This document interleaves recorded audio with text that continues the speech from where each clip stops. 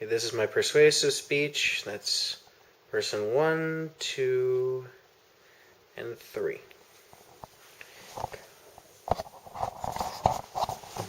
can just sit down. Okay. You good? Good. It was April 5th, 2013. A little girl had just moved into her mother's boyfriend's house, and she wanted to go play in the backyard. 5-year-old girl wants to go run around, be a normal kid.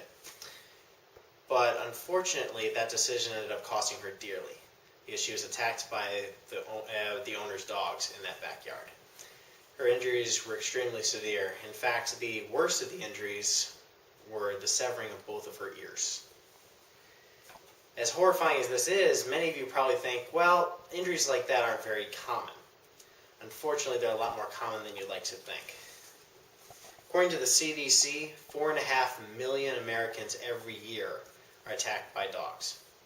Of these, 885,000 Americans require medical attention. To put that in reference, the entire population of the city of Indianapolis is only 844,000. So the number of people that require medical attention for dog bites every single year is greater than the entire population of the city of Indianapolis.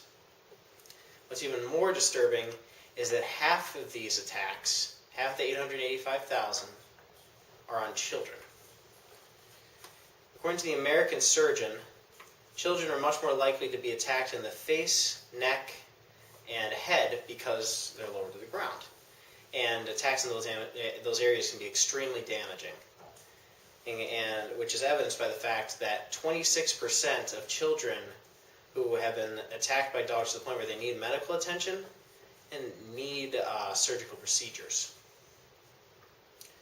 You may think that a lot of these attacks have to do with rabies. However, according to the Charleston Gazette, only 40,000 Americans are treated for rabies every single year, as compared to 4.5 million who get attacked by dogs. And most of these rabies cases come from wild animals. As a matter of fact, 35% come from raccoons. In addition to the horrific injuries that people suffer, it is unbelievably expensive to be attacked by a dog, because according to the Journal of Hand Surgery, treatment on dog bites on the hand that require surgery can cost up to $77,000. That's just the hand. Imagine if it's the head, the neck, the face of a kid. That's going to be a heck of a lot more expensive than that. And so you're talking a significant financial burden on the people who are attacked. It's also very costly to the owners of the dogs, because, as according to the Insurance Information Institute, the average dog bite claim costs over $29,000. Now, after hearing this, as lawmakers, I'm sure you're starting to think, well, is there anything I can do for these people to help them? I'm here to tell you that there is. Requiring dog owners to hire a dog behaviorist and work with them and the dog on their dog behavior issues and when the dogs are puppies, before they develop the issues, will significantly decrease the amount of dog attacks that happen in the United States every single year. As a dog behaviorist, I can tell you firsthand that dogs that are raised properly don't attack people. It's just not in their nature. Okay. I had a client who got a dog from a shelter. And when they brought that dog home, it had food aggression issues. And it wasn't the dog's fault. It was one of the owner's fault. It was the fact that it lived in a shelter where there's hundreds of different dogs, and they have a very small amount of volunteers. And those volunteers most of them have no training in dog behavior, so they don't really understand what the dog needs. And like many shelter dogs, it came home with an issue. It was food aggression. And they're concerned that the dog, since it was snapping at them and at their kids, that it was a danger, understandably. So I said, they're going out of town, I'll deal with the dog, I'll correct the behavior issue in the week you're gone, you'll come back, you won't have to deal with it. By the time they got home, the issue was fixed and they can actually take food out of the dog's mouth.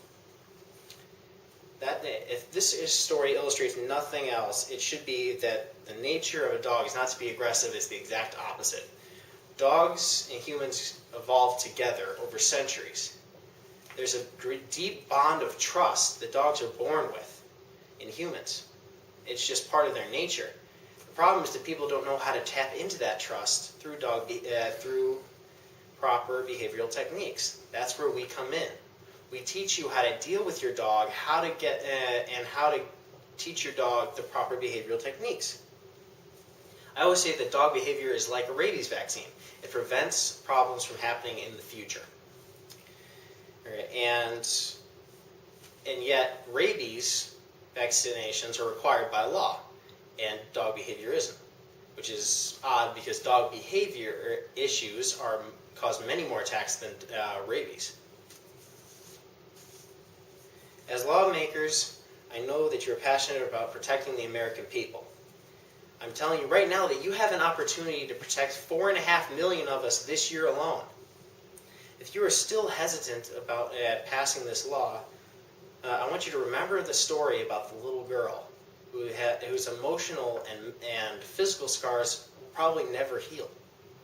And I want you to recognize that tens of thousands of children could have similar experiences this year alone. And then I want you to realize that one of those children could be yours.